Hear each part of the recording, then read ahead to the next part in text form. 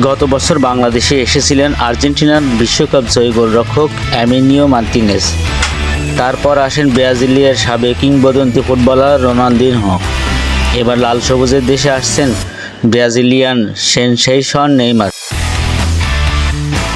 আগামী বছরের শুরুতে দিকেই আসতে পারেন সময়ের অন্যতম সেরা এই ফুটবলার। মার্টিনেজ ও রোনালদিনহো বাংলাদেশের আগমন নিয়ে হয়েছিল সমালোচনা। ফুটবল ভক্তরা যেভাবে দেখতে পারেনি তাদের।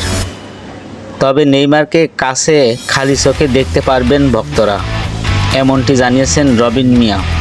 বাংলাদেশের বংশোদ্ভূত রবিন সম্পর্কে নেইমারের বন্ধু। দীর্ঘদিন ধরে ব্রাজিলিয়ান সুপারস্টারের সঙ্গে কাজ করছেন তিনি। নেইমারের বাংলাদেশে আসা প্রসঙ্গ দেশের এক টিভি চ্যানেলকে দেওয়া সাক্ষাৎকারে রবিন বলেন, নেইমারের আসার ব্যাপারে দেশের একটি প্রতিষ্ঠানের সঙ্গে মৌখিক ও লিখিতভাবে কথা হয়েছে।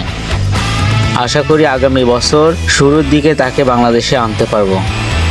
মার্টিনেজ, রোনালদিনহোর মতো নেইমারের বেলায় বিতর্ক সৃষ্টি যেন না সেদিকে খেয়াল রাখবেন তিনি একথা জানিয়েছেন।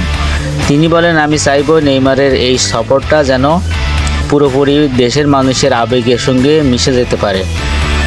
আমরা 4টি আয়োজন করব। 16 কোটি মানুষের আর নেইমারের সঙ্গে দেখা করা সম্ভব না। আমরা আমাদের জায়গা থেকে যতটুকু সম্ভব সেটা চেষ্টা করব। হাজারো ভক্তের দেশ বাংলাদেশে আসার পর ভক্তের মনের আবেগ ভালোবাসা থেকে যেন বঞ্চিত না হয় সেদিকে খেয়াল রাখবে আয়োজকরা। তবে নেইমার কি একা আসবে না সঙ্গে তার দল আসবে সে বিষয়ে এখনও নিশ্চিত হওয়া যায়।